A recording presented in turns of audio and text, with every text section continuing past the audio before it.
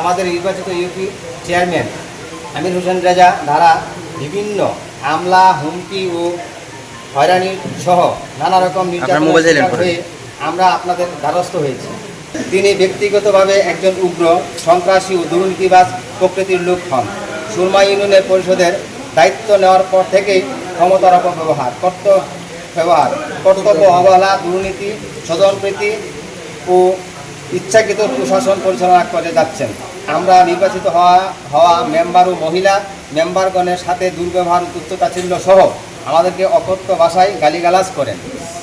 বিভিন্ন সময় আমাদেরকে নানাভাবে চাপ সৃষ্টি করে এবং তার ভাতিজা চোরাকারবারি শিহাব বাহিনীর দ্বারা ভয়ভীতি সহ প্রাণে হত্যার হুমকি দেন এবং বিভিন্ন প্রকল্পের বরাদ্দ জোরপূর্বকভাবে আমাদের দস্তখত নিয়ে সরকারের বরাদ্দকৃত চাল ও টাকা আত্মসাৎ করেন। চেয়ারম্যান আমির হোসেন রেজা আমরা নির্বাচিত ইউপি সদস্য ও সদস্যগণের সহিত কোনো প্রকার সমন্বয় না করে এককভাবে তার নিজস্ব লোকদের মাধ্যমে টিআর প্রকল্পের 3,36,000 টাকা, কাবিখা প্রকল্পের বরাদ্দকৃত 1,16,000 কেজি চাল এবং এলজিএসপি 3 প্রকল্পের 4,35,000 টাকা আত্মসাৎ করিয়াছেন। ইউপি সদস্যগণ এবং আমাদের ইউনিয়নের ভুক্তভোগী নিরীহ নাগরিকগণ অতিষ্ঠ হয়ে পড়েছি। এসব কারণে আমরা সর্বসম্মতভাবে স্থানীয় সরকার ইউনিয়ন পরিষদ আইন 2009 এবং 39 ধারার বিধান মতে আবেদন করে সদর উপজেলা নির্বাহী কর্মকর্তার কাছে লিখিত অভিযোগের মাধ্যমে আমাদের নির্বাচিত চেয়ারম্যান আমির হোসেন রেজার বিরুদ্ধে অনাস্থা প্রস্তাব দাখিল করিলাম।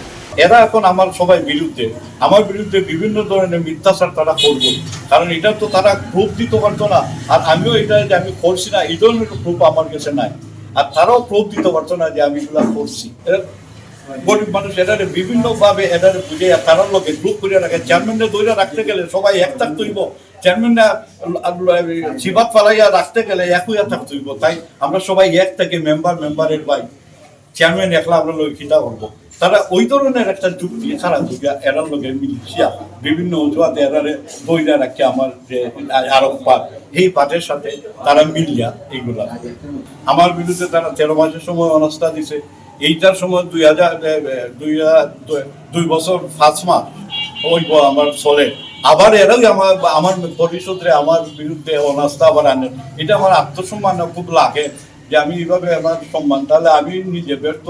আমি ব্যর্থ হইয়া পরিষদ থাকলেই আমি রিজাইন দেওয়াই আমার মনে হয় উচিত, কারণ আমি নিজে একজন চেয়ারম্যান হইয়া আমি 5-7 মেম্বার ধরে রাখতাম পারছি না।